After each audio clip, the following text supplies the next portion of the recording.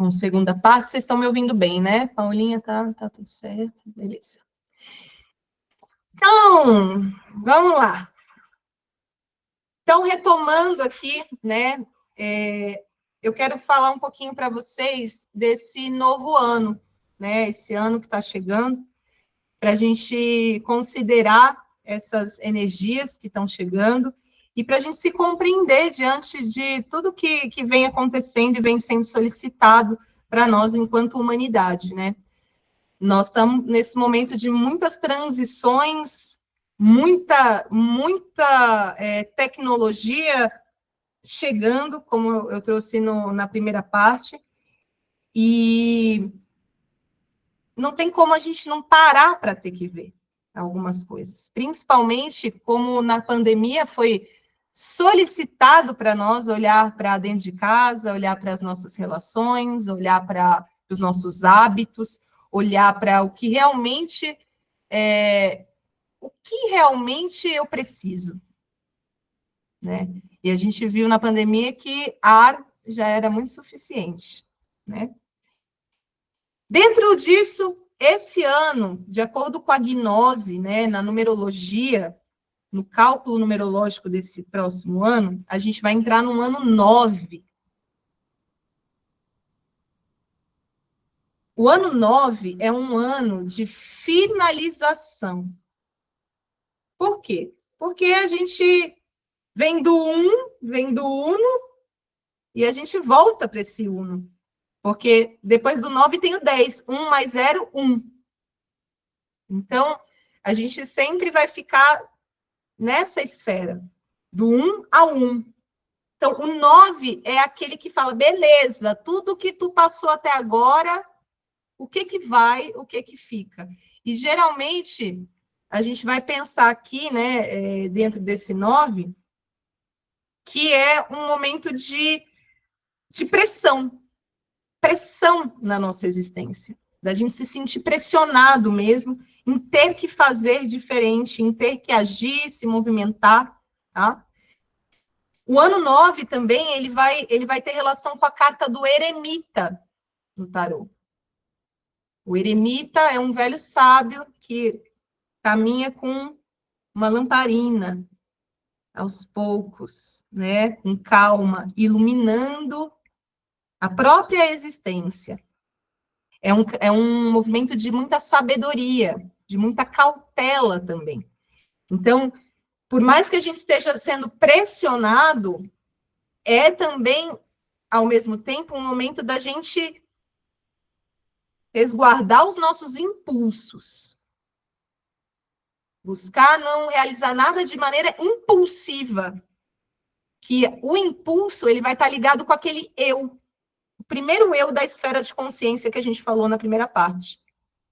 Então, para a gente poder ter uma ação, a gente considerar, pelo menos, então, aqui, deixar essa mensagem, né, desse ano, a gente considerar, no mínimo, essas 3 principais esferas que eu falei para vocês.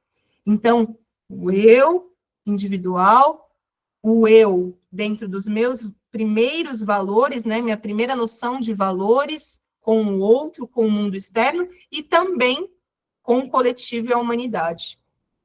Se possível, o planeta e todo o restante. Então, a ação impulsiva, ela vai tirar a gente dessa esfera de consciência. Ela vai deixar a gente conectada aos nossos instintos mais primitivos, que é um lugar de muita imaturidade, muitas vezes. Então, a gente poder trazer isso para o racional também é um movimento de sabedoria. Teu coração está sentindo, mas leva isso para o seu ori, leva isso para a sua orientação. Reflita, pensa, acalma, né? E é um momento de muita relação com esse mundo interno nosso. Para que a gente possa reconhecer todos esses valores e passar por todas essas esferas de consciência, a gente precisa estar muito conectado com esse eu interno. Deixa eu só... Ai, meu Deus, o que eu fiz aqui? Espera aí. Deixa eu só alterar aqui o layout para poder ver vocês melhor.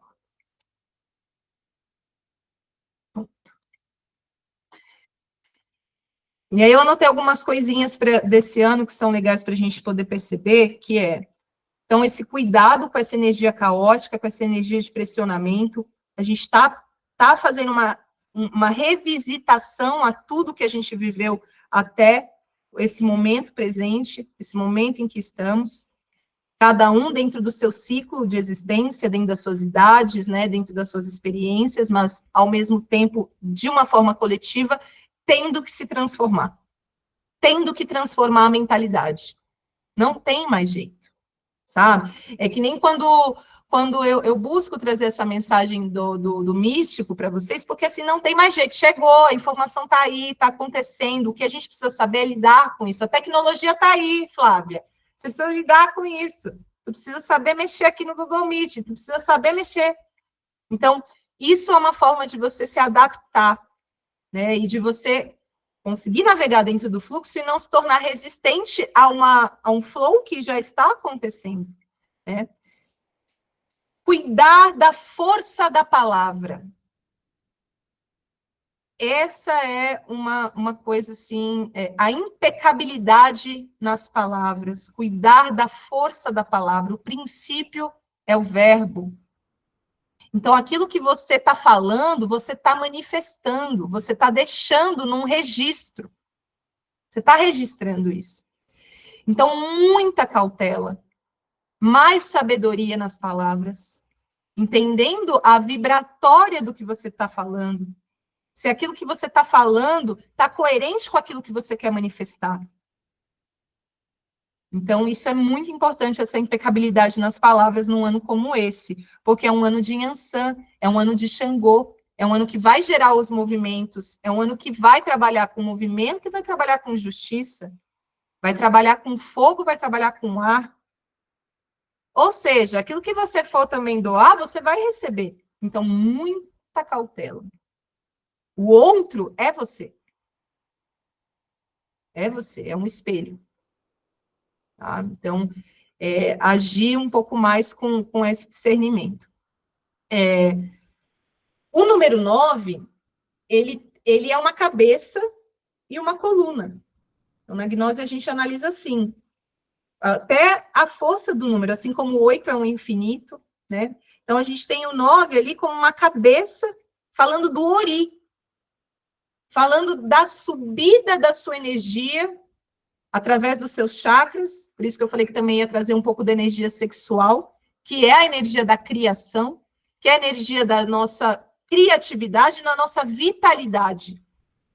Então, a gente trazer vitalidade primeiro para o nosso corpo, para o nosso ser, para a nossa matéria, a consciência de como estamos, né, de toda essa simbologia do corpo que a gente vai aprofundar com o tempo no curso, para que a gente possa ter um ori mais flecheiro, mais flecha certeira com o que a gente vai falar, com o que a gente vai manifestar, com o que a gente vai trazer na Terra. Tá? Então, hábitos, disciplina, práticas religiosas, o número 9 na astrologia, ele está ligado a viagens, ele está ligado a estudos, viagens culturais. Elas não estão só em você pegar um avião e ir para um outro país ou uma outra cidade. Ela está em você saber viajar através de si mesmo. Então, o quanto que você viaja em você mesmo? O quanto que você percebe o seu caminho? Quais são as suas grandes viagens? Experimentações, sensações, sentimentos que você percorre durante o seu dia. E aqui eu ainda não estou dando nome a esses sentimentos. É percorrê-los, então lembra da coluna, percorrê-los e deixar aquilo fluir. E trazer a orientação. Por isso também é um ano que vai pedir para a gente encontrar a nossa identidade. A nossa essência. Para que ninguém defina o que você é, o que você gosta, o que você sente.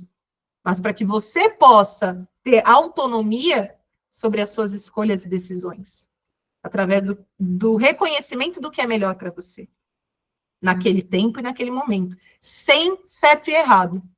É o que eu consigo hoje é o que eu posso hoje, mas também exige o quê? Posicionamentos.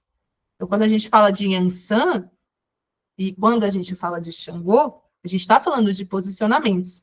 Yansan, ela vai trazer essa força da guerreira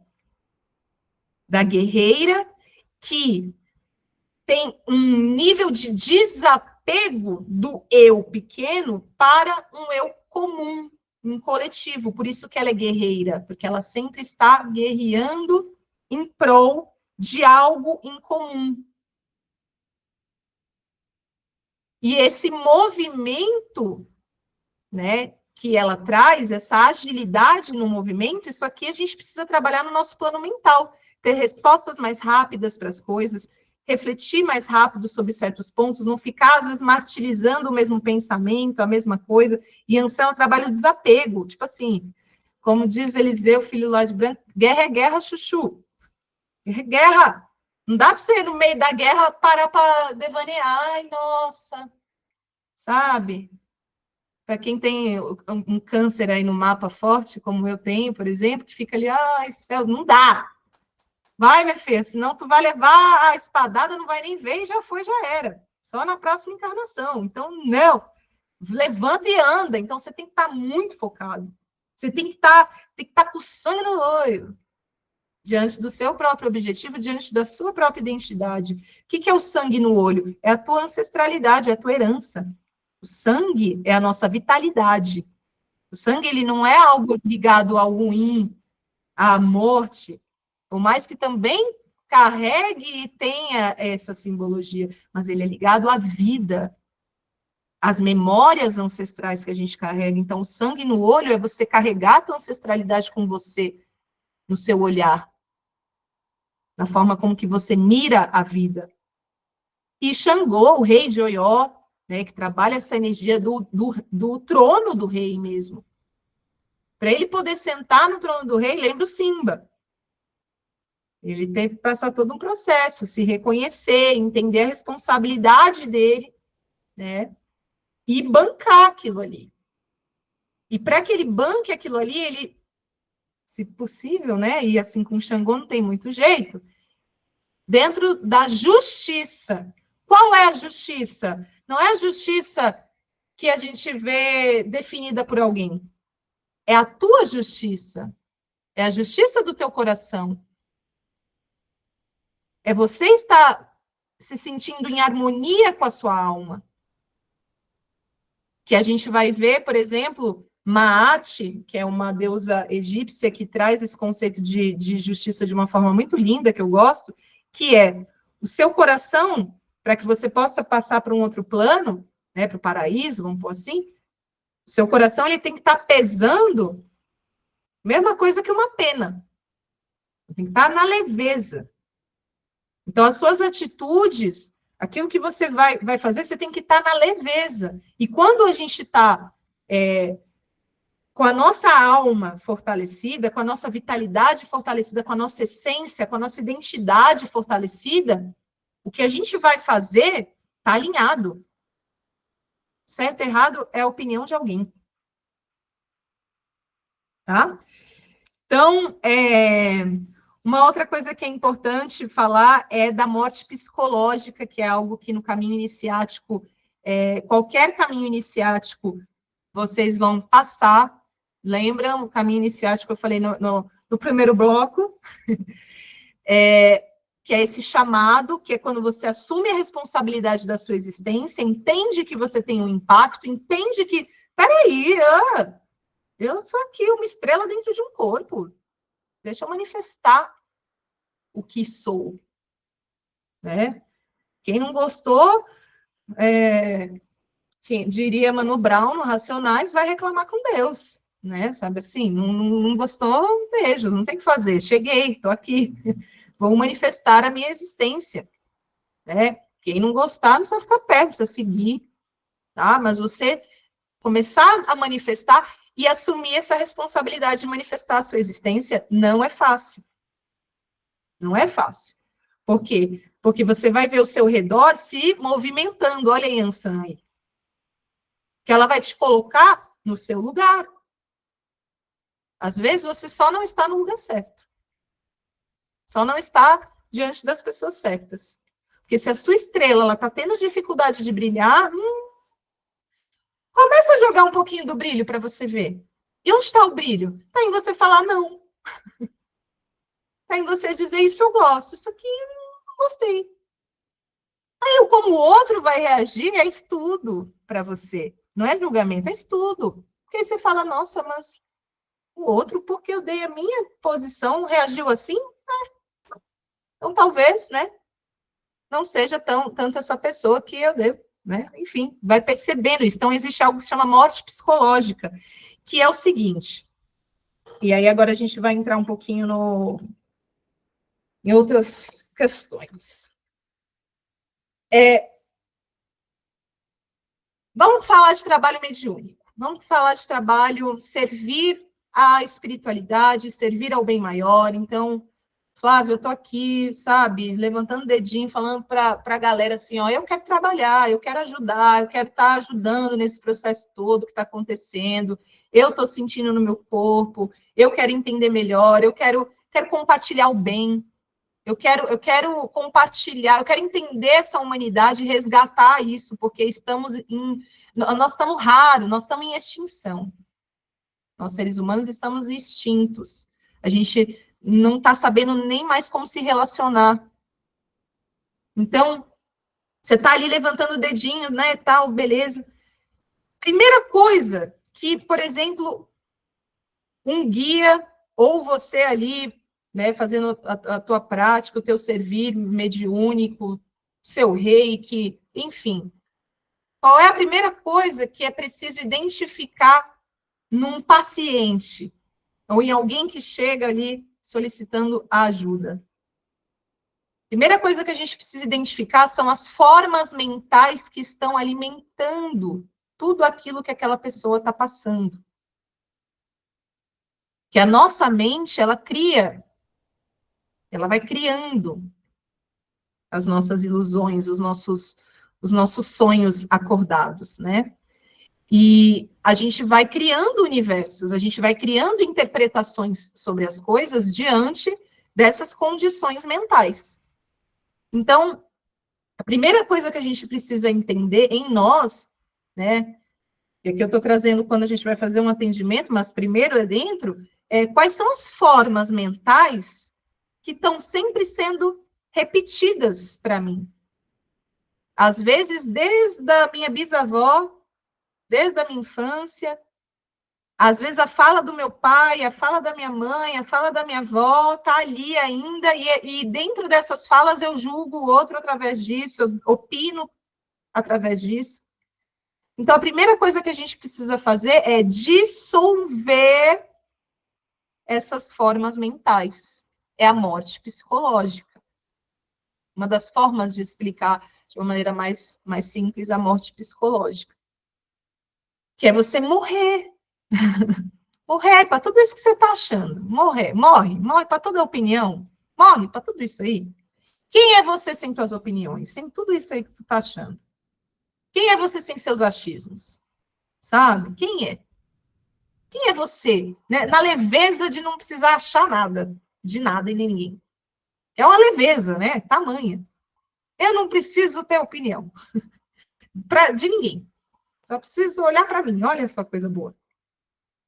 Então, esse é um primeiro passo. Para que aí sim você consiga emanar alguma luz, você consiga trazer uma lucidez, o guia possa aconselhar. Então, os guias vai lá cachimba na sua cara ali, vão pitando um cigarro ali em você, vão passando as ervas lá, te benzendo. Para quê? Para limpar o seu campo, principalmente dessas formas mentais, que estão muitas vezes cristalizadas. Então, vamos supor que tu passou por um trauma, uma traição num relacionamento anterior.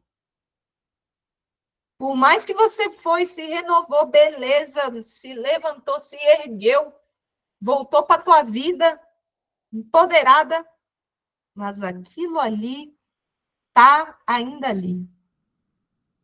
Porque onde eu estava, por que eu passei por isso, eu fui trouxa, não é possível, parará, os homens não prestam, e vai, e aí começa. Aquilo começa a cristalizar. E todas as formas de relação que você tiver, às vezes com o masculino, e pode ser com mulheres também, porque nós mulheres também temos essa força masculina, essa forma mental, ela vai se manifestar, ela vai te cutucar. E aí você vai ficar sempre numa zona de desconfiança com as pessoas. Sempre numa zona de debate, talvez, de querer responder aquilo que você não respondeu na relação passada. De sempre estar nessa defensiva, mas às vezes num ataque junto. Então, defende, ataca, defende, ataca, defende, ataca, é cansativo demais.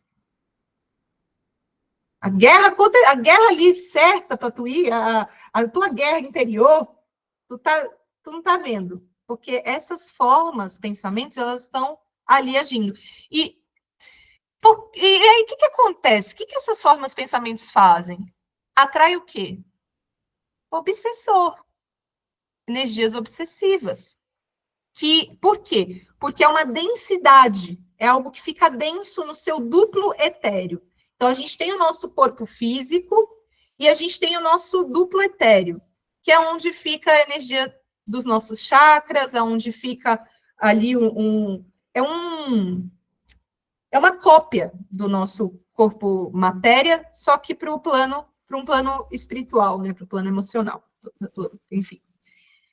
Isso vocês vão ver também mais para frente. Mas pensa nesse duplo etéreo e pensa que qualquer coisa que esteja densa aqui é como se fosse uma matéria, uma comida, uma matéria. Tem cheiro, tem cor, tem forma e atrai seres que têm relação com essa dimensão. Então, primeira coisa que precisa fazer é limpar tudo isso. Então, é um ano de morte psicológica. É um ano que vai exigir isso da gente. Que vai pedir para que a gente saia das caixinhas. Saia das caixinhas, se liberte. Se torne livre, né, de tudo isso. Então, enfim, né, antes da gente poder entrar um pouco mais na esfera da Umbanda, dos orixás e tudo mais, isso é importante para a gente poder compreender um pouquinho dessas energias regentes, entender individualmente esses processos que estão acontecendo, o que está sendo pedido, né, para a gente poder se afinar. É como afinar um instrumento, afinar e caminhar junto, não debater contra isso, porque quanto mais tu debater, mais tu vai sofrer. Então, a dor, ela vem e existe, a dor faz parte do processo, mas o sofrimento é opcional. O sofrimento, ele vem e ele permanece quando a gente não ganha a consciência sobre do porquê estamos sofrendo, porquê estamos em sofrimento, tá? E aí a gente tem, então, esse 9, né, que é a cabeça com essa coluna, a gente tem o nosso Ori, que é onde vai estar concentrado, principalmente, as nossas orientações. É onde a gente vai poder canalizar e unir o céu e a terra. Porque no plano mental, onde fica todos esses pensamentos, foi aquilo que a gente conversou. Quantas coisas, quanto conteúdo está pairando por esse ar? Quanta coisa existe aqui? Se você está captando sempre as mesmas coisas, tu está se limitando à imensidão que tem. E, na verdade, o conceito da gente perceber e cuidar do nosso ori, que aí a gente vai já começando a entrar nas filosofias afro, né, e trazer mais da afro-brasileiridade aqui, né, também, que na Umbanda a gente fala do ori, a gente está olhando para o ori, a gente está olhando para quem é teu pai, tua mãe de cabeça, por exemplo. Tudo isso é para que você possa perceber a sua tônica, a sua essência, a sua mônada. E num momento de muita confusão, de não sei para onde eu vou, não sei o que está acontecendo, você ter um discernimento. Você ter um caminho. Então, peraí. Meu ori Meu Ori carrega Yansan. Então, qual é o discernimento aqui de Yansan? Quais são os valores? Aí você captar esses símbolos que o seu Ori carrega para que você possa avaliar tudo isso e desapegar do que é necessário para seguir o seu caminho, tá? Então, Ori é orientação, Ori é origem, Ori é herança ancestral, Ori são todas as histórias que foram contadas. Então, a gente está falando de muita coisa quando a gente está falando de Ori, né? Então, a gente se limitar nesse Ori pequeno, lembra que a gente não está adentrando em outras esferas de consciência. Por isso, a Umbanda, que vem com essa mensagem do amor e da caridade, principalmente, ela vai colocar a gente sempre em contato com essas três esferas. E, principalmente, colocar a gente, através da caridade, com realidades para que a gente possa se colocar, às vezes, num lugar de tipo, mas caramba, né? Isso tudo que eu tô reclamando o tempo inteiro, será que tem esse peso mesmo? Como outras culturas, como outras pessoas enxergam a mesma situação? E é isso que cada linha de Umbanda, eu sinto que trabalha em nós e manifesta. Ela vai mostrando para a gente, cada linha de Umbanda, ela vai mostrando para a gente como que Zé Pilintra vê essa situação, como que o preto velho das almas vê essa mesma situação, como que Exu vê essa mesma situação, como que o caboclo, a criança vê essa situação. Ela coloca a gente para, ao invés de já entrar no debate, na opinião, a gente considerar todas essas linhas antes, para a gente poder ter um montante. E aí, no jornalismo, isso é muito lindo, porque se fala muito, é você considerar os demais pontos de vista, né? Você tentar entender vários ângulos de uma mesma história antes de você querer trazer a sua opinião. Ter embasamento, ter valores, ter uma herança. Então, impecabilidade nas palavras e nas ações. Tá bom? Certo aqui? Tá bom. Então, vamos lá.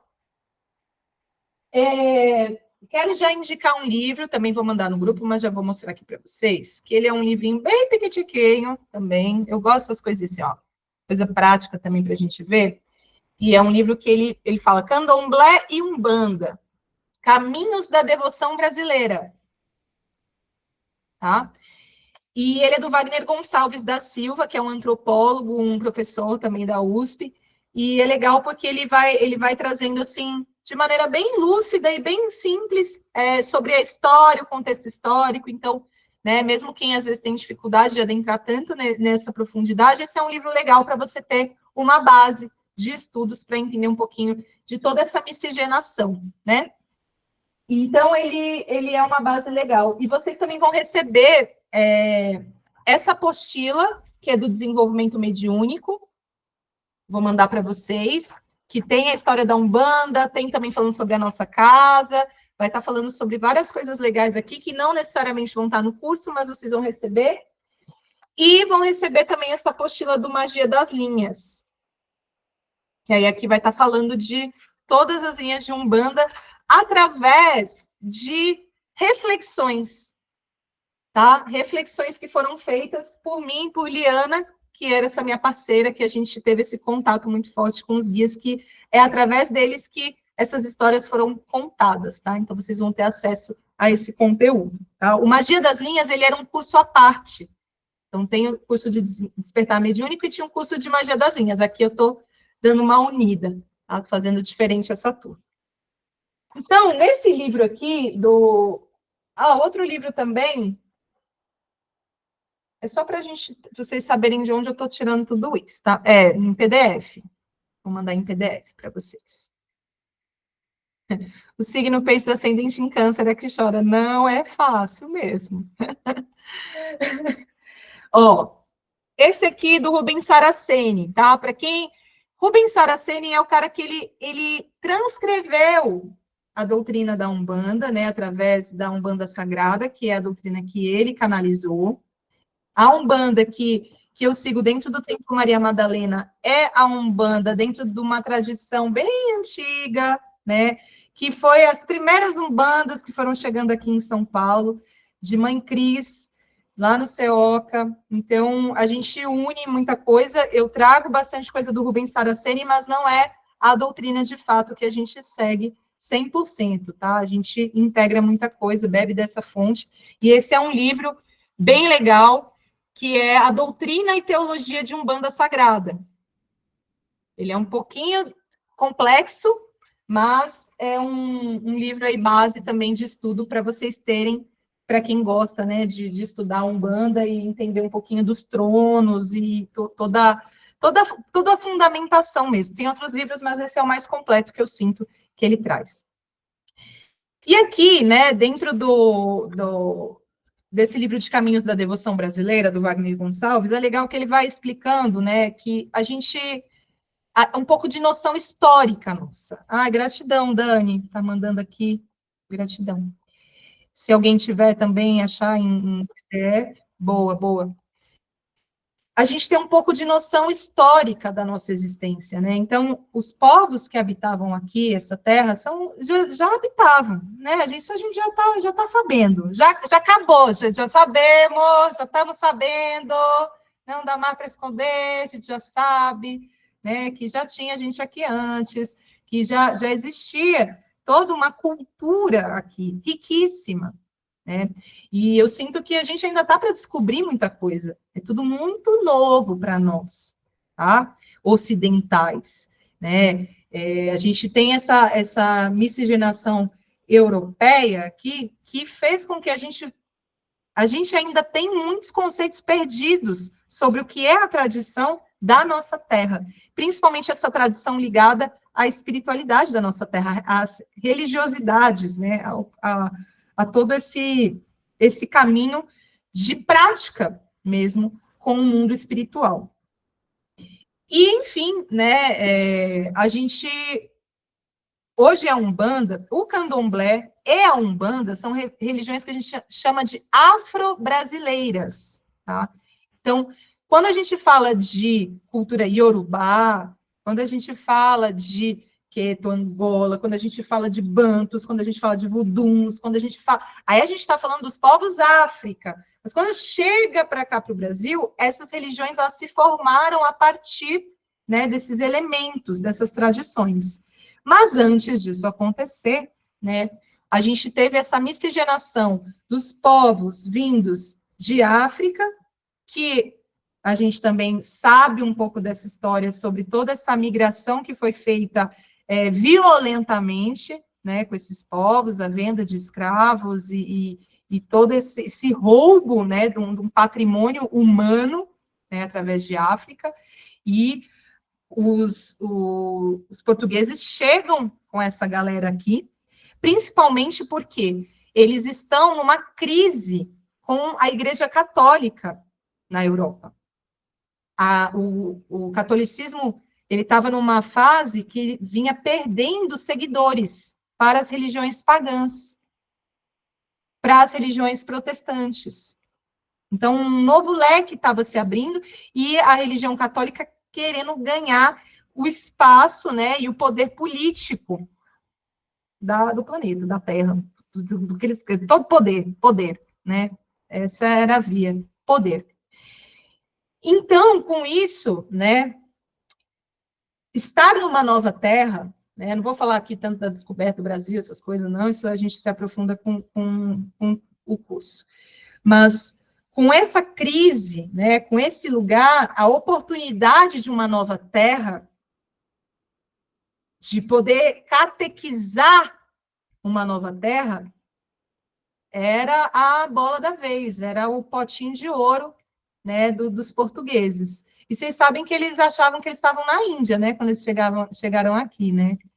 Diz que não tem muita relação a palavra do índio com a Índia, né, mas que eles achavam que eles estavam na Ásia, que aqui era a Índia, rolou. Eu acho que tem alguma coisa mística aqui no ar, né, de tradições, mas enfim. Então, assim, eles chegam com essa proposta, né? Então, toda a tomada de poder de uma terra, né, vinha com isso, né, vinha com essa catequização, né, para poder gerar ainda mais poder político. Então, com os negros vindo de África, os indígenas que estavam aqui, e essas forças armadas europeias, né, portuguesas, chegando, catequizando, algo acontece aqui, nesse entorno, que é uma miscigenação cultural. Porque mesmo com a catequese forçada, né, mas, gente, muitos indígenas foram dizimados em toda essa luta, em toda essa guerra. Muito foi perdido das tradições dos velhos, dos anciões, né, da cultura, tanto, né, de África vindo para cá, quanto, óbvio, da nossa própria terra. Então, a gente vem resgatando, a gente vem resgatando junto. E principalmente, né, os povos que estão em resistência ainda em suas aldeias, em suas comunidades, ainda mantendo suas sabedorias ancestrais. E algo em comum que tanto os povos, né, de tradições indígenas aqui, quanto os povos de África, o que eles têm em comum é algo que é a tradição oral, a oralidade. Então, o que está, lembra que eu falei do princípio é o verbo? O que está no oral, o que está na oralidade, o que é colocado, não vai embora, não se perde. Não se perde. Uma hora é resgatado para quem está desperto. E fora toda a tecnologia ancestral que esses povos também têm para poder resgatar suas tradições. Então, o que acontece aqui? Né? Essas tradições orais, né, essa oralidade é algo que eles têm em comum. E dentro de toda essa catequese, de toda essa violência, né, de tudo isso que historicamente aconteceu e acontece, né, um movimento de união entre esses povos aconteceu, porque são dois povos em vulnerabilidade, lutando pelo mesmo objetivo, que é manter viva as suas tradições e a sua existência. Porque eu trouxe para vocês essa reflexão de quem é você sem a tua opinião? Agora, quem é você sem o que você é? Sem a sua existência, seus valores. Então, a sua herança, ninguém pode tirar isso de você. Então, é como colocar você numa casa desconhecida hoje, mudar toda a sua estrutura, te dar e falar para você que esse é o certo. E tudo que você viu, tudo que você já gostou, aquilo lá não é mais certo, não tem mais nada, não é do bem, é do mal, é demoníaco, é ruim. Né? Então, tem coisa que o coração ele se mantém firme, porque a herança não tem como ninguém tirar. Então, dentro de todas essas lutas, né, e muitos anos de luta, muitas coisas acontecendo em torno de tudo isso, a gente tem essa união em comum desses povos, que mantinham as suas tradições na espreita, né? Ali, ó, fazendo ali as suas oferendas, suas coisas, mantendo ainda aquilo tudo que foi ensinado. E tudo isso, né, foi sendo de uma grande luta, óbvio, porque muitos eram descobertos, né? E o que acontecia? Eles se tornavam inimigos do rei, inimigos da corte, inimigos, demônios. Então, isso assustava aqueles que estavam ainda tentando manter. Então, por que eu estou trazendo um pouco disso para vocês, dentro dessa reflexão bem simplista mesmo? A gente entender que nós não estamos olhando para a Umbanda através de algo raso. A gente precisa olhar para a Umbanda através de um histórico que vem de muita luta. Então, quando a gente fala do foco, independente da filosofia que você vai entrar, da religião, da disciplina, da doutrina, você tem que saber as lutas que se antecederam, compreender um pouco desse universo, para você carregar essa herança e carregar esse sangue nos olhos. Você não precisa impor a tua opinião para ninguém, a sua fé para ninguém. Ela precisa estar dentro de você, sendo exercida dentro de você, tá? Então, a gente tem aqui na apostila, estou contando para vocês um pouquinho da história da Umbanda. E a Umbanda, ela tem a palavra Umbanda, tem muita gente que enfim, se perdeu dentro do conceito de Umbanda, que Umbanda significa uma banda e tudo mais, mas não, Umbanda, ela tem uma origem quimbundo, ela vem de uma origem afro, e ela significa a arte de curar, ou a arte de benzer, a arte de curar, a arte de evocar, tá? E ela vem determinando, né, denominando uma esfera que abre espaço para essa miscigenação cultural, que só acontece mais para frente, quando ela é institucionalizada por Zélio de Moraes, mas antes dele, eu já vou contar para vocês, a gente já tinha essas manifestações acontecendo, porque vem de uma história afro. Então, a gente tem aqui na apostila, tem uma história que eu conto para vocês de Luzia Pinta, que é uma mulher preta que vem trazendo, né, enfim, sofreu com a Inquisição, né, por atos de feitiçaria, bruxaria, foi descoberta, mas ela já fazia seus cultos, tinha cambone, tinha atabaque, tinha transe, tinha incorporação. E ela curava muito dos que estavam lá, no clero, no poder. E numa dessas, né, buscando ajudar, ela foi descoberta, porque foi dito que ela não fez a cura que estava sendo esperado. Né? Mas por exemplo, Luzia Pinta é de 1739. Uma escrava em Minas Gerais, 1739. A Umbanda foi institucionalizada em 1908. Então, olha só o histórico que foi perdido no caminho. E assim como Luzia Pinta, por que eu estou trazendo, então, essa história aqui do que já acontecia aqui no backstage, né, dessas guerras, dessa luta, de toda essa catequese? Porque se mantiveram vivos. A gente tem uma sacerdote também, uma rainha que veio para cá também através, né, dessa migração dos escravos, que é Daomé. E ela foi para Rainha Daomé, que ela foi para Maranhão. E no Maranhão, o tambor de mina, que a gente pode ver também acontecendo, toda essa história vem dessa galera aí, tá? Então, isso aqui, ó, eu quero muito que vocês possam ver também nesse livro, mas a gente vai estar falando no caminho do curso, tá? Sobre toda essa história e tudo mais, para a gente não adentrar tanto aqui em muitas coisas. Deixa eu ver o que mais eu posso trazer aqui para vocês. Tem uma coisa legal, que aí vai relacionar com Madalena aqui um pouquinho, que é o seguinte.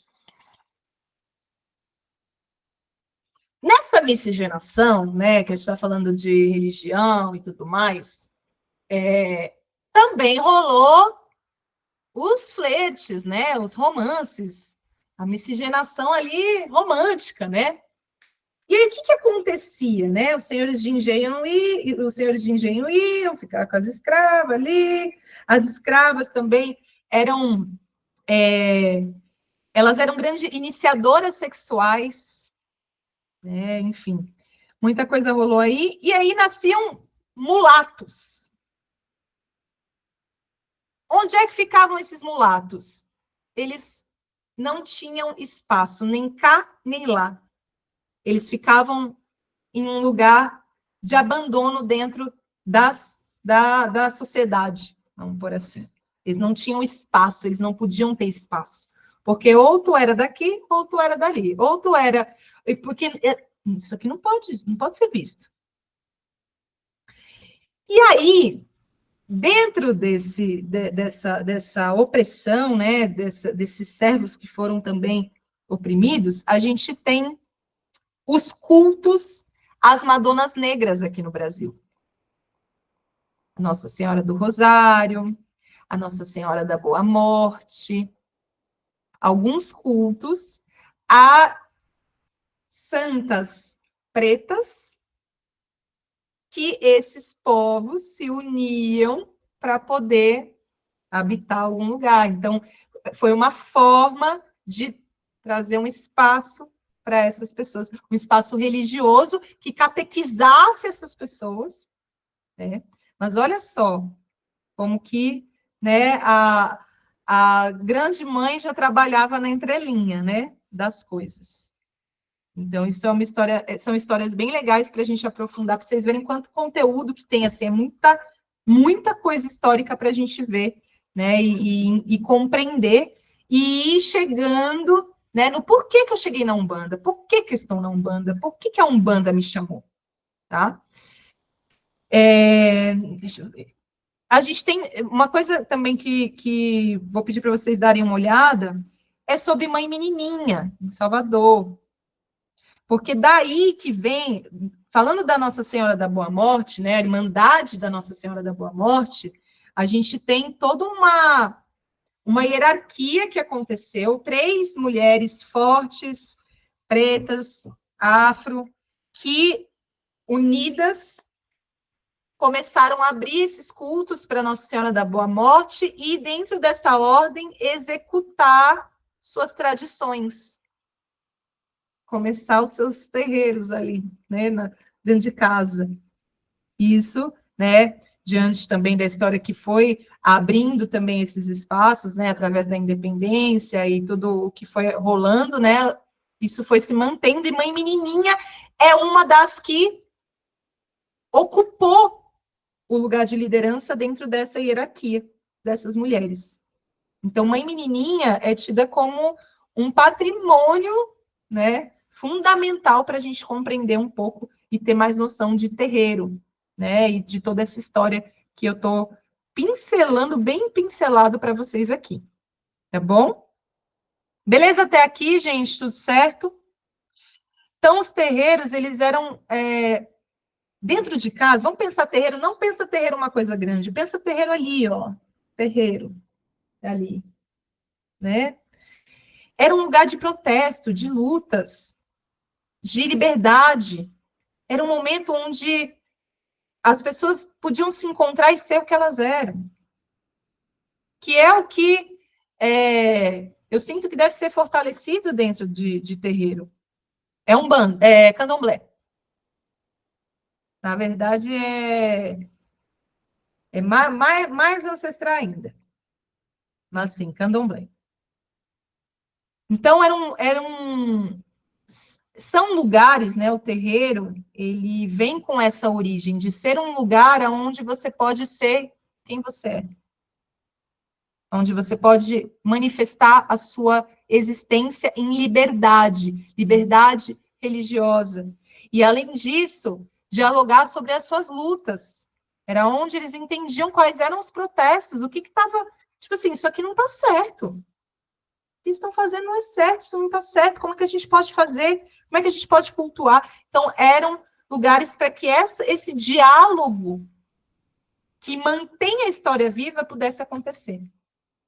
Então, o terreiro é um caminho, é um fundamento. A família de santo, o que é a família de santo? É essa família que você encontra através de uma luta em comum, dessa busca em comum. Por isso que eu estou falando para vocês bastante de família, desse lugar de encontro com famílias, porque terreiro é onde tem a família de santo, onde tu encontra com pessoas que estão num lugar em comum com você. Assim como eu falei da historinha, né, de África com os indígenas nesse lugar em comum que eles se encontraram, tá?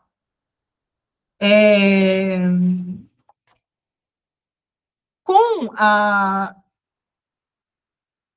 Deixa eu ver aqui. Com todo esse processo de colonização e tudo mais, né, que chegou dentro, eu quero chegar já para a Umbanda, tá? Para a gente ir mais para uma flecha certeira, que eu ainda quero passar uma meditação para vocês. É difícil falar de tanta coisa histórica assim e não aprofundar, gente. Estou passando mal aqui, porque é um negócio que mexe com muita coisa, né? Mas eu quero, nessa aula de apresentação, só trazer uns respingos de lucidez para a gente poder ver que tem muita coisa para a gente ainda entender sobre a nossa origem, tá? Então, a Umbanda, como eu falei para vocês, ela, em fundamento, né, dentro essa etimologia da palavra, do Quimbundo, na arte de curar, ela vai trazer esse conceito da gente poder se comunicar com o universo espiritual, da gente poder se colocar para um bem maior coletivo, da gente poder expressar essa espiritualidade coletiva, em comum. Dentro do que a gente teve, né, de história aqui, além, né, do que eu estou trazendo para vocês, eu trouxe bastante aqui de Jurema para vocês, né, além de tantas outras religiões que podem ainda ter e que a gente ainda nem tem acesso aqui do nosso povo. Mas essas religiões, elas foram buscando se encontrar através de um sincretismo católico. Por isso a gente vê muito o sincretismo dos orixás também sendo relacionados com os santos católicos, porque era uma forma que os povos encontraram de cultuarem as forças de suas tradições. Assim também os próprios povos indígenas. Tá? Tem muito povo indígena católico até hoje. Tá? Por quê? Porque dentro desse panteão católico, existem coisas em comum que eles começaram a encontrar. Né? Por exemplo, Yansan com Santa Bárbara, a força dos raios, do trovão. Santa Bárbara tem esse mito, né, do trovão, que o pai dela vai, corta a cabeça dela, no momento que ele corta a cabeça dela, vem um trovão, vem um raio. E eles começaram a ver que, peraí, aqui, opa, Oxum, acho que aqui, Iemanjá, acho que aqui, e começaram a conseguir encontrar e concentrar, né, os seus ritos também em torno dessas entidades. Por isso que, assim, é importante a gente entender esse caminho para a gente não continuar realizando um apagamento histórico, porque Santa Bárbara é Santa Bárbara. Yansan tem todo um outro caminho, toda uma mitologia, toda uma tradição. Mas para a sobrevivência, essa relação, ela foi fundamental naquele momento. Ela foi uma inteligência, ela foi uma adaptação. Tá? Mas é importante a gente não, de novo, deixar rasa as histórias. Cada uma tem o seu caminho, mas elas têm forças que se relacionam. A Umbanda, vou falar agora a partir de Zélio de Moraes, que é quando a Umbanda é institucionalizada, quando a gente começa a realmente compreender a Umbanda como uma religião. Tá? Por exemplo, o Santo Daime é uma religião que trabalha com ayahuasca. E tem a ayahuasca como um caminho, né, de prática. Mas isso não quer dizer que os povos indígenas não trabalham com a ayahuasca e com essa medicina há muito tempo. Mas o Daime é uma instituição que fez com que a gente pudesse, por exemplo, estar com acesso, estar compreendendo, estar estudando a medicina. Mesma coisa aqui com Zélio de Moraes. Então, por que não é Luzia Pinta que trouxe essa por que não foi? Porque era uma mulher preta escrava. Por isso. Então, Zélio de Moraes, quem que era Zélio de Moraes? Zélio de Moraes era um homem branco que participava de trabalhos de mesa branca, de uma elite, carioca, né? Porque os trabalhos do Kardec, de mesa branca, geralmente eram mais concentrados nas elites, esses trabalhos com o plano espiritual através da via de Kardec. E Zélio de Moraes fazia parte desses trabalhos. E dentro desses trabalhos, ele começou a sentir, na mesa branca, a manifestação de entidades que eram diferentes daquilo que estava sendo cultuado ali. Por exemplo, caboclo, preto velho, um preto escravo, um indígena. Olha só, como a gente tem já aqui essa história da miscigenação. Por isso que eu estou focando nela. Porque a Umbanda é exatamente esse macro dessa micro-historinha aqui que eu estou trazendo para vocês. Então, as duas entidades que ficavam ali querendo se manifestar com ele era um preto escravo e um caboclo indígena. E, enfim, né, em uma dessas mesas, ele traz o caboclo das 7 encruzilhadas, que se manifesta, não é bem visto na mesa, diante daquele povo, que fala, essa entidade aqui não pode, essa entidade não é evoluída, essa entidade, né, não é daqui. E ali ele banca, na verdade, o caboclo, né? O caboclo das 7 encruzilhadas deve ser o caboclo meio um pouquinho mais brabo. Já chegou bancando assim,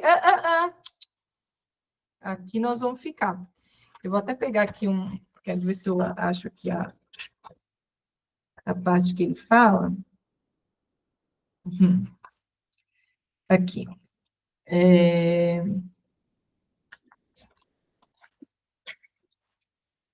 Então, olha só. Vou ler para vocês. No dia 16 de novembro de 1908, em São Gonçalo, no Rio de Janeiro, aproximadamente às 8 horas da noite, estavam presentes os membros da Federação Espírita, parentes, amigos e vizinhos, e do lado de fora uma multidão de desconhecidos. Pontualmente às 8 horas, o caboclo das 7 encruzilhadas desceu e, usando as seguintes palavras, iniciou o culto.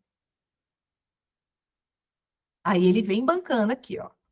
Aqui inicia-se um novo culto, em que os espíritos de pretos velhos africanos, que haviam sido escravos e que desencarnaram, não encontram campo de ação nos remanescentes das seitas negras, já deturpadas e dirigidas quase que exclusivamente para os trabalhos de feitiçaria.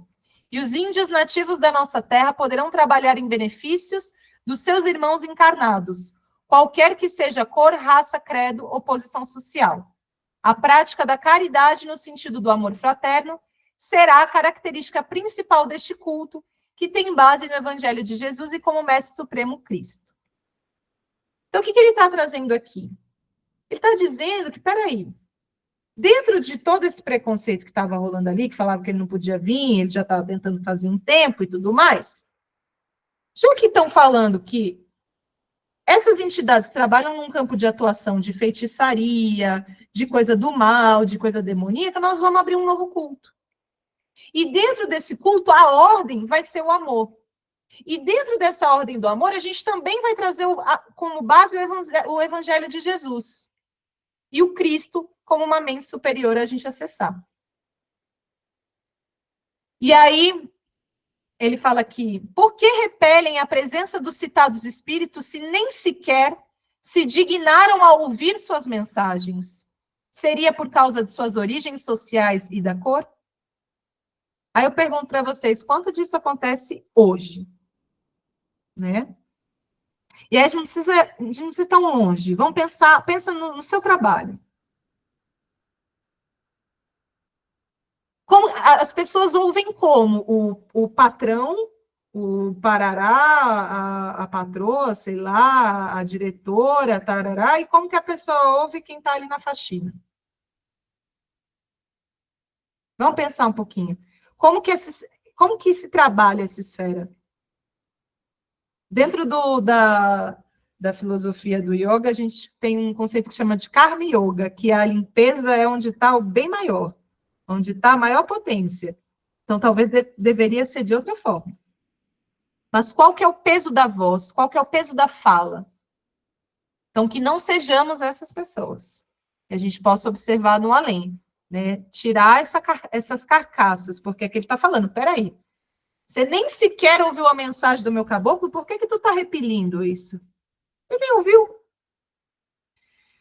E aí, o interessante aqui também é que um vidente que estava ali na mesa viu o espírito e falou assim: por que o irmão está falando nesses termos, pretendendo que a direção do trabalho aceite a manifestação de espíritos que, pelo grau de cultura que tiveram quando encarnados, são claramente atrasados? Por que fala deste modo, se o que estou vendo e me dirijo a esse momento é um jesuíta de veste branca e que reflete uma aura de luz? Qual é o seu nome, meu irmão? Então, a vidente viu que aquele caboclo, na verdade, ele estava falando de preto, ele estava falando de indígena, mas, na verdade, ela estava vendo um jesuíta. Com uma aura de luz, um negócio. Ué, por que tu está falando através disso? E aí ele responde: se julgam atrasados os espíritos de pretos e índios, devo dizer que amanhã estarei na casa deste aparelho, porque Umbanda não tem querer, entidade é assim, ó. Tem que fazer, acabou. Mandou, ó. Se julgam atrasados os espíritos de pretos e índios, devo dizer que amanhã estarei na casa deste aparelho para dar início a um culto, em que estes pretos e indígenas poderão dar a sua mensagem, e assim cumprir a missão que o plano espiritual lhe confiou. Será uma religião que falará aos humildes, simbolizando a igualdade que deve existir entre todos os irmãos, encarnados e desencarnados. E se querem saber meu nome, que seja este, Caboclo das Sete Encruzilhadas, porque não haverá caminhos fechados para mim. E aí a vidente ainda pergunta, continua um pouquinho, que é legal essa passagem aqui. Julga o irmão que alguém irá assistir o seu culto? Olha que coisa. Ela ainda pergunta, mas você acha que alguém vai? Aí ele fala aqui, ó. Colocarei uma condessa em cada colina que atuará como porta-voz, anunciando o culto que amanhã iniciarei. E aí, após estabelecer as normas que seriam utilizadas no culto e com sessões diárias, tá? Médiuns que estão aqui, diárias, sessões diárias. Determinou que os participantes deveriam estar vestidos de branco e todos os atendimentos seriam gratuitos. Disse também que estava nascendo uma nova religião e que se chamaria Umbanda. Tá? E aqui que a gente, dentro das pesquisas, né, é aqui que essa coisa do nome Umbanda, com a história do nome, a etimologia do nome, ela tem uma distorção, tá? Então, aqui é um mito, é mais um mito para a gente poder entender um pouquinho da história. E aí, só essa parte aqui. Então, depois que ele estabeleceu isso, né, o grupo que acabara de ser fundado recebeu o nome de Tenda Espírita Nossa Senhora da Piedade, e o Caboclo das Sete Encruzilhadas disse as seguintes palavras, e essa tenda ainda existe, tá, gente? Ainda rola, ainda acontece.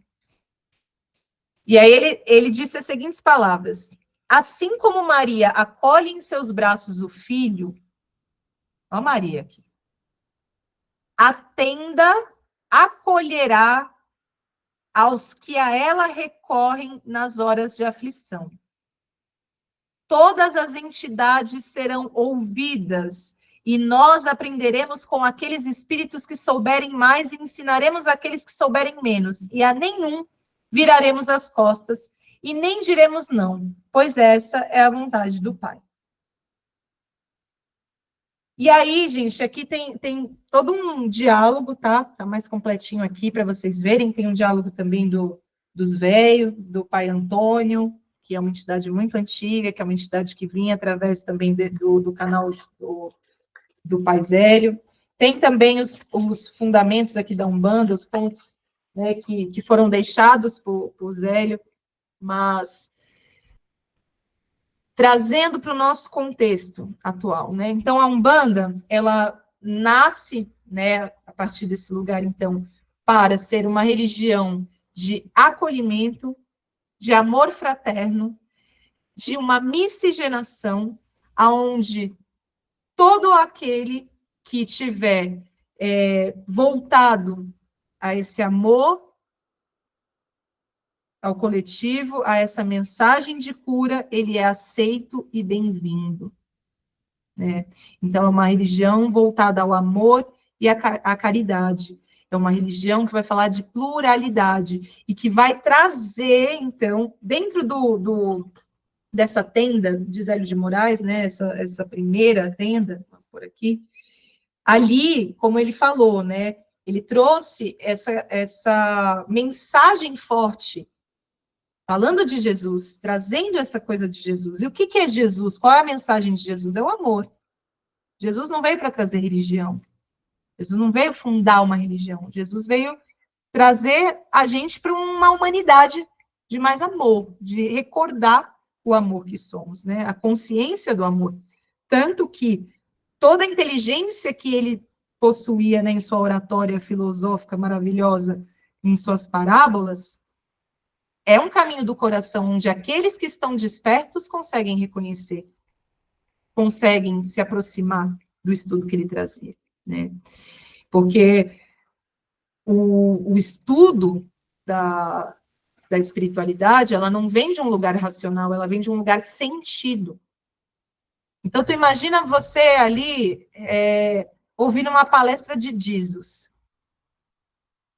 Devia transcender qualquer campo de percepção racional.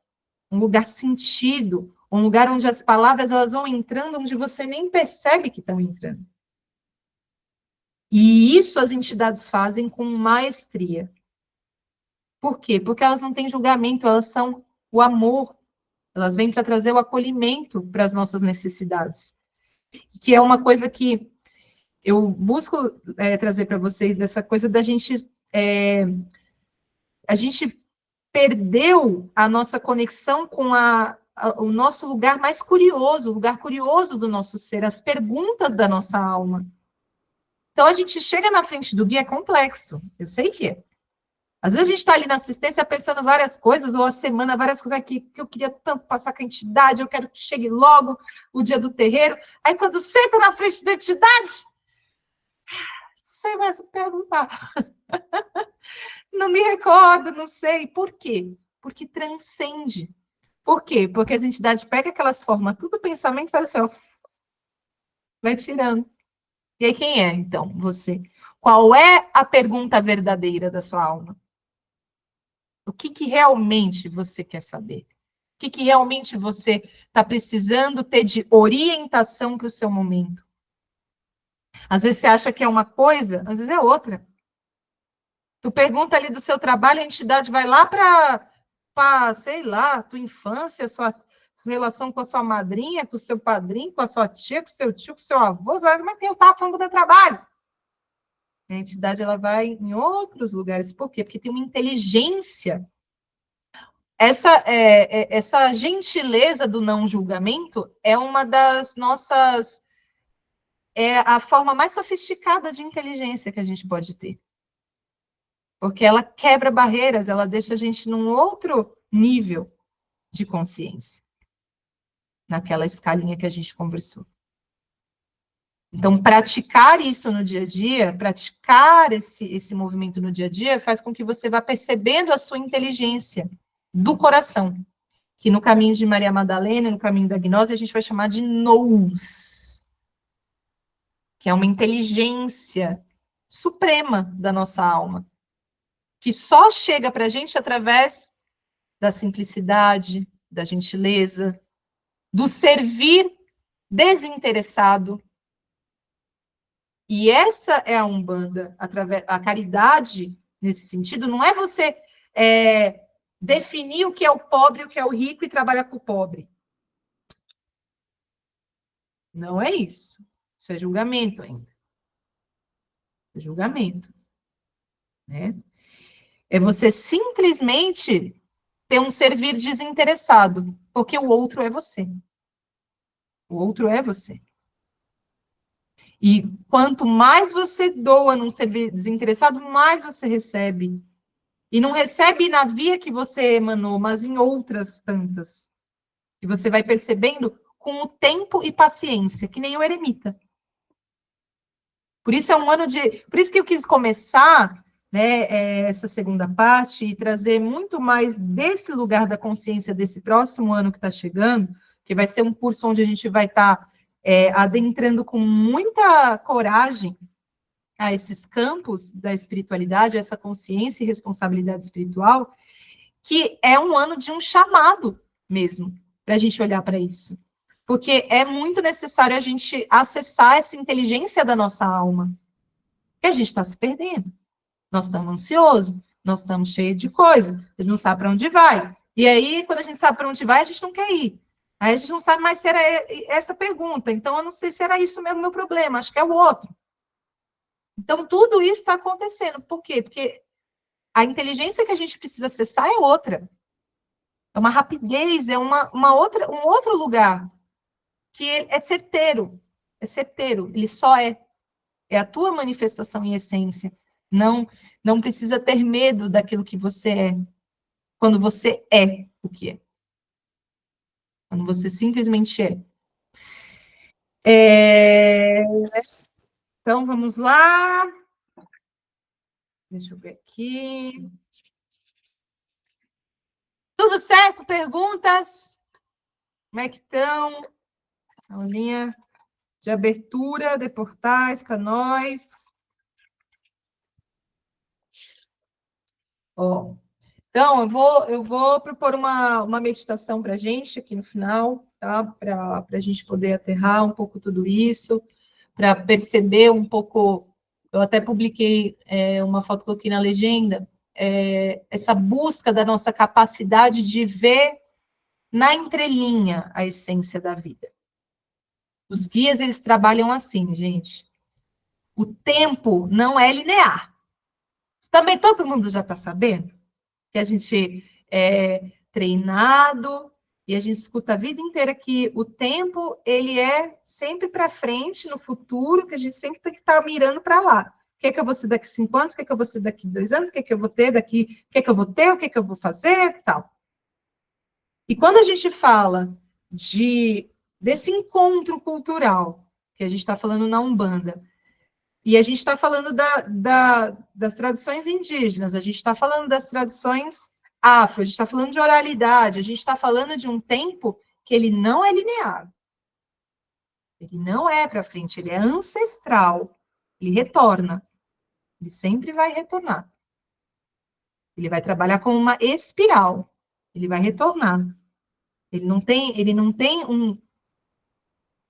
Eu estava falando com as meninas, até acho que Dani estava, que eu falei do Daniel Munduruku, a palestra que ele deu, e ele falando que muitas das línguas indígenas não têm a palavra futuro. Olha que loucura! Nós tudo ansioso, e os chais indígenas nem tem essa palavra no vocabulário. Olha que coisa louca! Nem tem. Como que não tem a palavra futuro? Porque isso não importa. Não me importa o que vai ser amanhã. Importa o que está sendo hoje. Não importa se eu estou seguindo as histórias que meu avô me contou, viveu, me trouxe. Me importa o que me gerou. Porque da terra eu vim, para a terra eu volto. Então, olha que inteligência. Que inteligência. E eu acho que a gente, muitas vezes, é limitado na nossa visão ocidental, né? Assim como, por exemplo, ir para a Índia. Se você está limitado numa visão ocidental, você vai enxergar o quê? Você vai enxergar sujeira, você vai enxergar bagunça, você vai enxergar barulho, você vai enxergar muita coisa assim.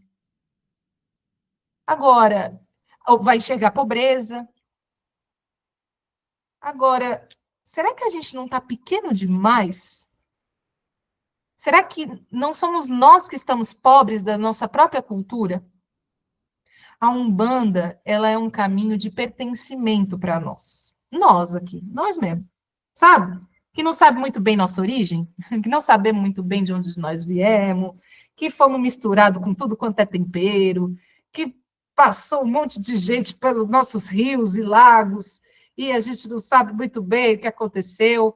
A gente que não teve, às vezes, um contato com os nossos velhos, né, com os nossos anciões, dentro de tradições, porque provavelmente eles também foram colonizados, né, e catequizados, e não quero falar da catequese em si para não ser um lugar de preconceito com o catolicismo também, porque não é sobre isso, mas de um lugar de perca histórica mesmo. Nós somos essas pessoas que nos perdemos da nossa história. Como é que a gente resgata? Expandindo a nossa consciência, expandindo nossos sentidos, ouvindo a nossa alma, buscando lugares de pertencimento. E a Umbanda, ela traz muitos símbolos, ela abriga muitas simbologias, onde consegue, de uma maneira muito bonita, gerar pertencimento em tudo quanto é tipo de pessoa, né? E tudo bem aqueles que não sentirem também. Faz parte, tem lugar que eu vou, eu também não sinto, né? E reconhecer isso é potente também. A gente olhar para a Umbanda, né, que é o que fez vocês chegarem até esse curso, a Umbanda chamou vocês de alguma forma, olhar para esse caminho plural, esse caminho de eu posso estar aqui, eu posso reconhecer a minha história a partir daqui. E cada linha, na miscigenação que tem, vai falar disso. E só para fechar esse ponto de Umbanda, as linhas trabalhadas no início da Umbanda, e muitos terreiros ainda trabalham dessa forma, que é a forma de origem, tinha uma tríplice, que foi o que eu falei que ia relacionar com essa historinha, né, que eu contei, que eu pincelei, que é caboclos, pretos velhos e crianças. Essas são as 3 linhas de trabalho base da Umbanda. Os caboclos, os pretos velhos e as crianças. E à esquerda, bem aqui no backstage. Só para quem é, só para quem está dentro. Fala aqui que lindo que é a gente ver essa exata miscigenação aqui acontecendo. Né? Então, quando a gente fala dos caboclos, dos pretos velhos e da criança, a gente está falando de uma tríplice que hoje, dentro da nossa origem histórica brasileira, ela conversa muito com a nossa alma, pelo menos com a minha, porque ela integra essa história. E aí você vivencia isso na prática religiosa que a Umbanda te propõe, que é você buscar ser um ser humano mais gentil, mais afetuoso, que se melhora, que erra, e que bom que erra, porque aí os guias podem vir em terra para atender, é isso que eles falam, se vocês não errassem coisa chata, a gente não ia estar aqui, que gostam de prosa, que gostam de conversar, que se comunicam. Quantas vezes a gente senta do lado de alguma pessoa e a gente não consegue se comunicar, a gente já faz assim, ó. Sentou do lado de alguém, parece que gera um desconforto. Tu já pega o celular, vai lá para dentro do teu Instagram, e-mail, sei lá, e vai embora. A nossa curiosidade de se reconhecer no outro vem sendo perdida. E essa é a nossa origem, né? A gente poder se comunicar, porque as tradições estão na via oral, estão na oralidade. Ok. Então, ó, já agradecer vocês por estarem aqui, né? Até os filhos, as filhas que participaram dessa aula feliz, assim, ó, vocês me deixam muito mais pertencente ainda, muito feliz, porque falar de tudo isso para mim é orgástico, é coisa boa, assim, ó, o negócio me deu, ó, porque eu sinto que é um sentido de vida, é um encontro, né, da gente poder estar como num terreiro, como nessa história, né, de origem do que é um terreiro, a gente está se reencontrando. Então, eu tenho certeza que aqui todos nós somos grandes reencontros e a gente tem muito a aprender uns com os outros, tudo que chegar aqui não é meu, é nosso. Tudo é nosso. Estamos em união aqui, né? Aqui eu estou me colocando enquanto um canal para poder pegar dessa energia e, enfim, fazer essa alquimia. Mas aqui somos nós quem estamos falando, né? É a nossa ancestralidade. Então, o que eu vou pedir durante o curso? Primeiro, a gente vai ter. Primeira coisa, explicar o curso para vocês. Os cursos anteriores, vai ser presencial, vai ser online, vai ser o quê? Gente, o que a gente está tendo hoje? Um desafio muito grande. O espaço físico. Os últimos cursos foram complicados devido ao espaço físico, porque fica muita gente e às vezes isso acaba prejudicando o andamento da aula, tá? Então, o que eu vou propor para esse curso, né, que agora eu sinto de fazer dessa forma, a gente está fazendo esses encontros online, as aulas vão ficar gravadas para vocês poderem estudar. Eu sei que às vezes a gente tem esse desafio do estudo online, mas é uma disciplina, né? Eu também estou nessa disciplina com online, com as tecnologias, então, quem tem essa dificuldade, vamos juntos. Mas vai ficar gravado, vai ter tudo isso, e aí vão ter... são, na verdade, a proposta de alguns encontros presenciais. Que aí eu não sei se vai dar para fazer no Templo Maria Madalena, talvez aqui na Casa Xamânica, que tem mais espaço. Mas o primeiro, para a aula de xamanismo, que é uma aula bônus, que vai ser, que tem no curso e eu vou manter, a gente fazer uma cerimônia de cacau e poder estar falando sobre as medicinas da floresta, as tradições indígenas, né, conversando um pouquinho sobre isso, vocês tirando as dúvidas, é uma aula sempre muito rica, né, e sempre eu busco trazer alguém, uma cantoria, a gente fazer mesmo uma cerimônia. Então, essa é uma. E no final do curso, a gente fazer uma formatura. E aí, uma imersão mesmo, tá? E seria, provavelmente, isso eu vou bater o martelo com vocês, sentindo a turma, mas seria um final de semana, um sábado e um domingo, para a gente poder firmar as entidades de esquerda, reconhecer, oferendar, sentir essa força, e depois as entidades de direita, né, para a gente reconhecer essas forças, oferendar, e depois fazer a nossa confraternização, tá? Então, seria esses dois movimentos no presencial maiores, né, e mais intensos. O que a gente vai ter? O que vocês vão ter aí de benefício, né, no curso, além de muita boa prosa? A gente tem, primeiro, vocês vão ter acesso ao Instagram da Escola Venusiana, que está paradinho, mas agora ele vai voltar ao movimento, se tudo der certo, para ter as dinâmicas também de tirar dúvidas, acompanhamento, ali a gente vai conseguir ter um contato mais próximo, para eu poder responder vocês, tirar dúvidas, tá? Quem participou também aqui da aula de apresentação, quem é ex-aluno também pode participar desse Instagram, tá bom? Foi um movimento que me ajudou muito, Paulinha me ajudou com essa ideia também, para poder gerar realmente esse contato um pouquinho mais próximo com vocês, tá? E gerar conteúdos mais direcionados. Outra coisa que vocês vão ter, eu vou até compartilhar rapidinho. Ó, não vai demorar muito tempo, tá? Essa parte que eu estou explicando, mas só para... Nossa, tanta coisa para falar. Ia falar Daruanda. Ih, nós vamos ter muita coisa ainda para falar. Ó, isso aqui é a plataforma da Escola Venusiana. Vocês estão conseguindo ver? Então, né? Compartilha. Então, essa aqui é a plataforma da Escola Venusiana, tá?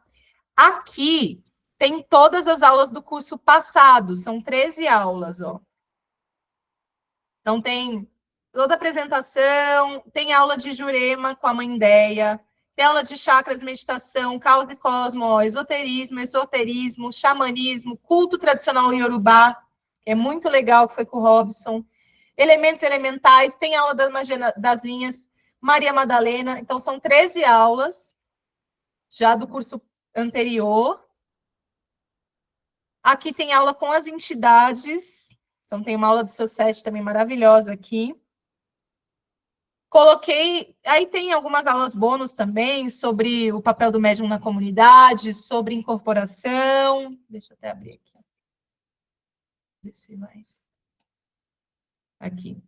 Papel do médium na comunidade, mediunidade um caminho de serviço, não de poder, ciência, espiritualidade que acontece no cérebro durante a incorporação, tá? E aqui um pouquinho sobre a medicina da cacau, que foi uma aula do curso da Casa Xamânica que eu catei aqui para botar aqui para gente, tá? E aí, essa plataforma, ela hoje a assinatura ela é R$144.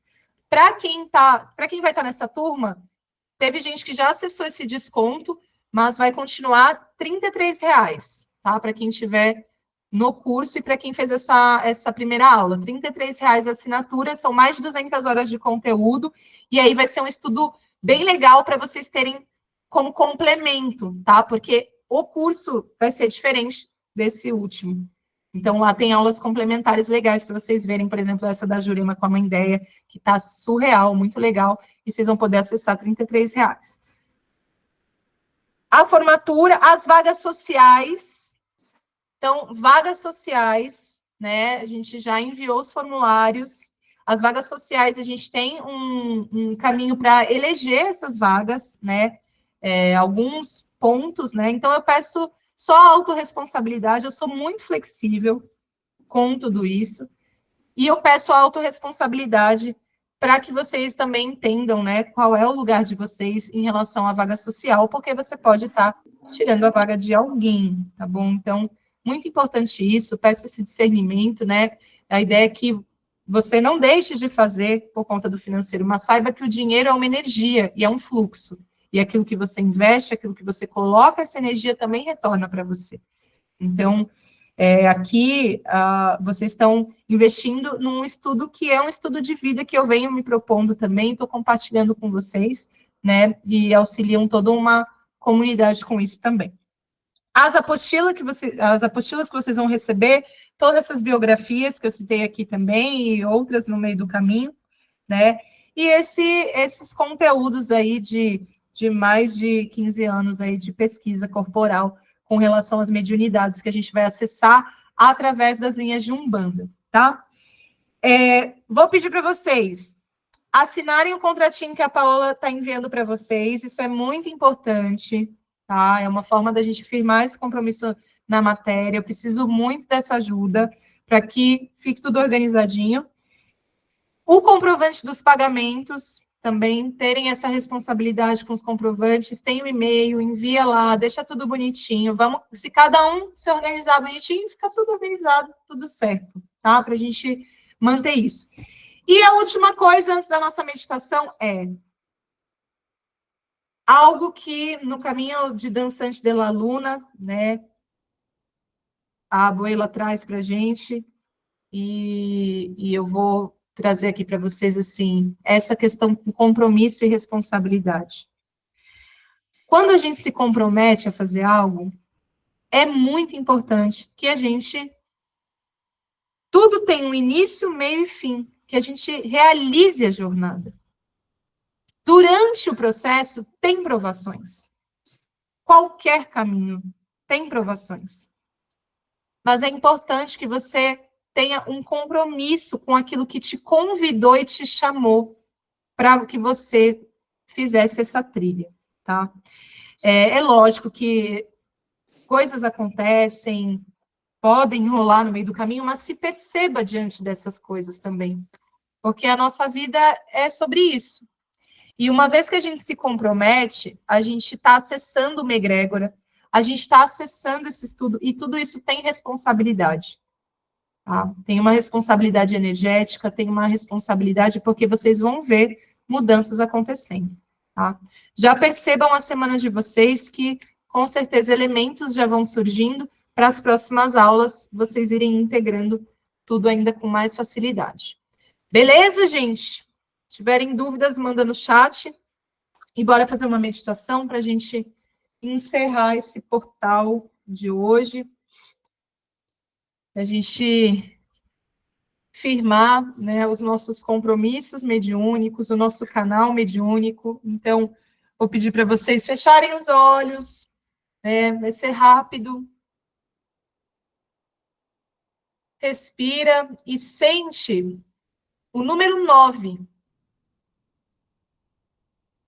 Sente a energia fluindo desde o seu chakra básico, que é ali na base da sua coluna, essa energia subindo e vindo para o seu ori de uma forma espiralada.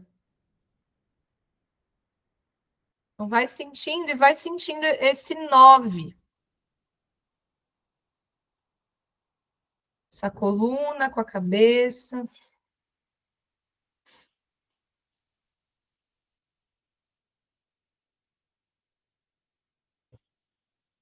A gente vai fazer um movimento de, com essas respirações, iluminar o campo do nosso ori. A nossa cabeça, a gente vai iluminar ela com uma luz dourada.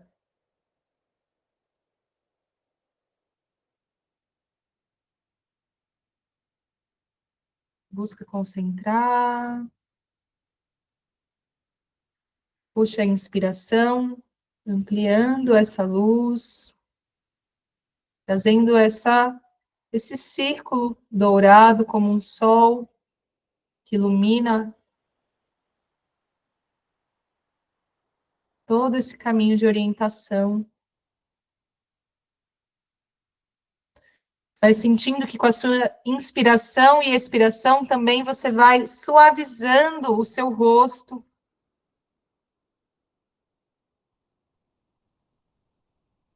Seus olhos.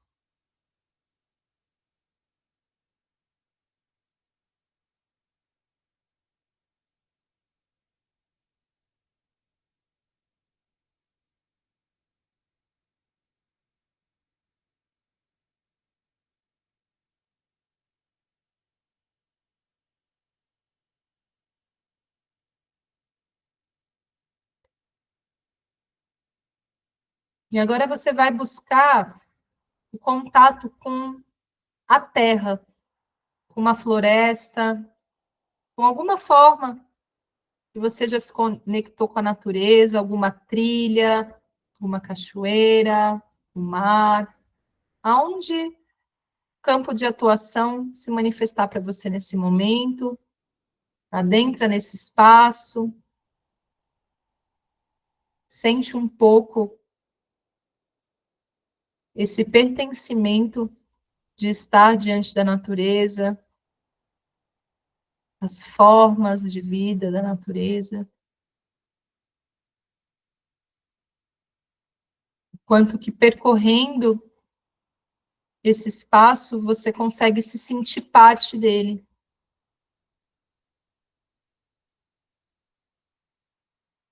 Você consegue se colocar no lugar também dessas consciências. Então, se você está no mar, se imagine enquanto o mar. Se você está na terra, se imagine enquanto a terra, se imagine enquanto uma árvore, uma folha, uma pedra, uma cachoeira. Busca entrar na consciência desse elemento da natureza.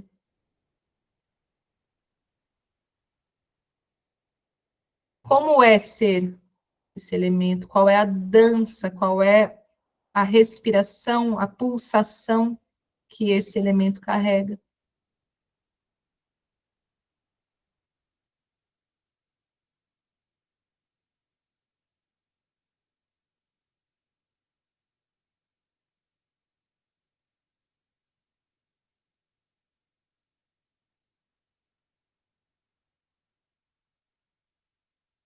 Vai trazendo desse elemento para dentro de você agora, retomando o seu caminho, como esse ser, como esse indivíduo, agora conectada a essas forças, a essa força.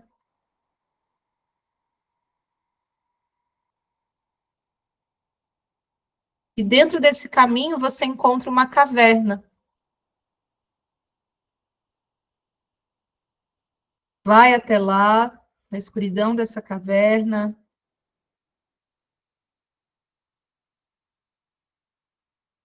E na porta, ali no início dela, naquela escuridão, você encontra uma lamparina, como a do eremita, para que você possa iluminar pouco a pouco os espaços dessa caverna, chamando a consciência dos seus ancestrais, que vão te levando e dissolvendo qualquer medo.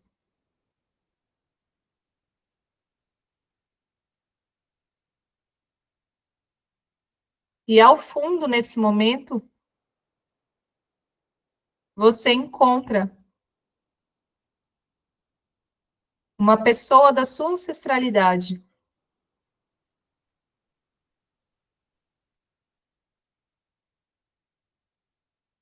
Ilumina com a tua lamparina, reconhece as vestes,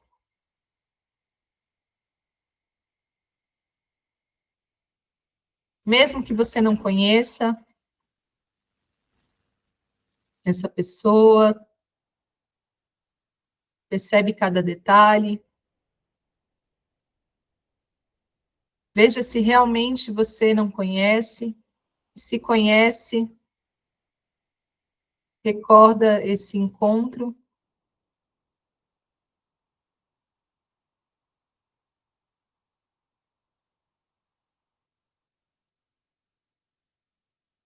E você vai se ajoelhar diante dessa pessoa, pedindo as bênçãos do seu novo caminho, do caminho do seu novo ano, do seu novo ser, pedindo para que essa pessoa possa trazer as orientações dos seus ancestrais, a sua herança espiritual mais profunda e sagrada, os seus dons, talentos, tudo aquilo que floresce, que amplia a manifestação da sua alma nessa terra. Sente, sente e se abre para receber no seu corpo essas bênçãos.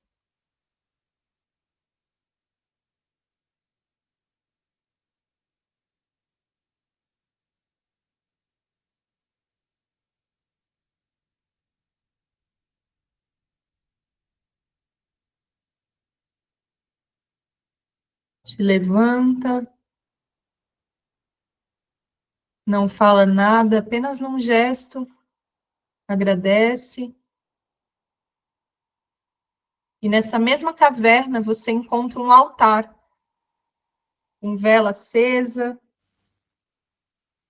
e com alguns elementos. Veja quais são os elementos que tem ali, as cores.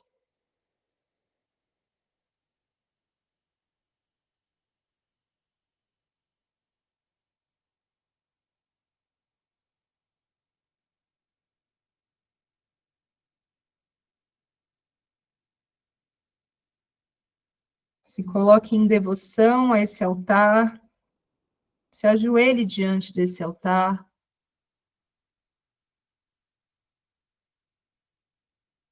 pedindo as bênçãos, para que você possa, assim como a carta do mago, ter as ferramentas para seguir o seu caminho, um caminho alinhado, um caminho coerente, um caminho justo, um caminho baseado na verdade da sua essência.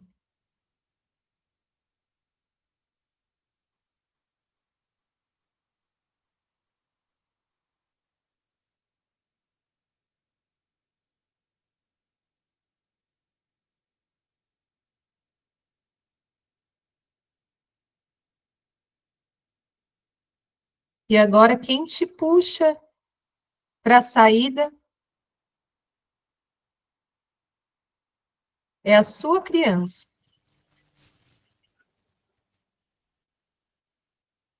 A sua criança vindo visitar você e trazendo você de volta até a entrada dessa caverna.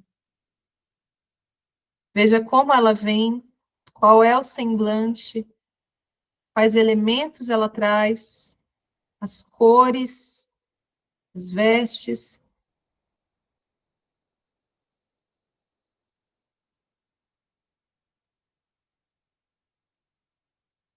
E na porta da caverna, antes de sair, você ajoelha diante dela para ficar no tamanho dela.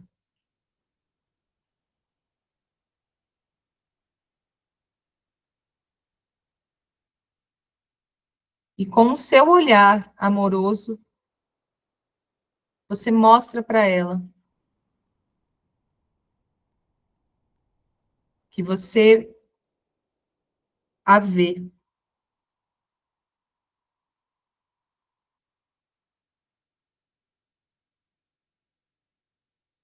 Veja o que ela traz para você de informação através do olhar.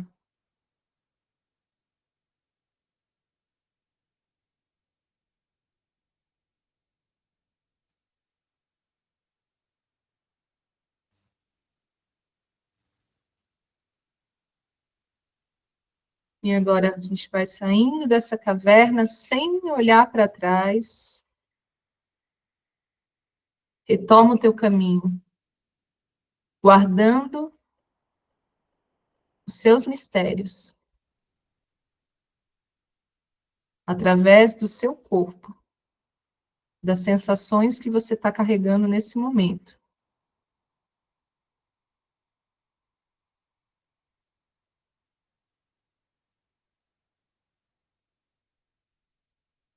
Escolhe um lugar para se sentar.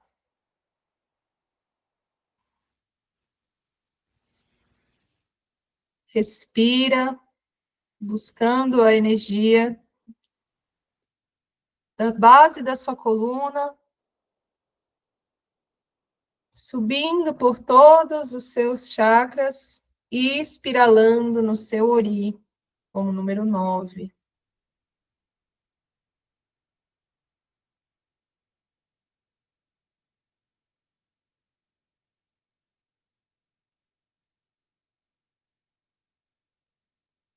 Inspira, que a respiração, através da consciência dos movimentos, ativa o nosso fogo, energia de união da lei com a justiça, de Ansan, com Xangô.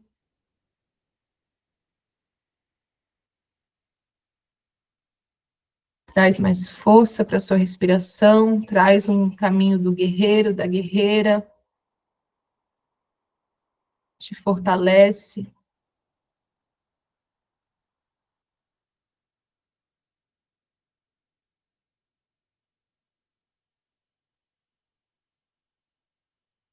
E aos poucos vai retornando, vai voltando,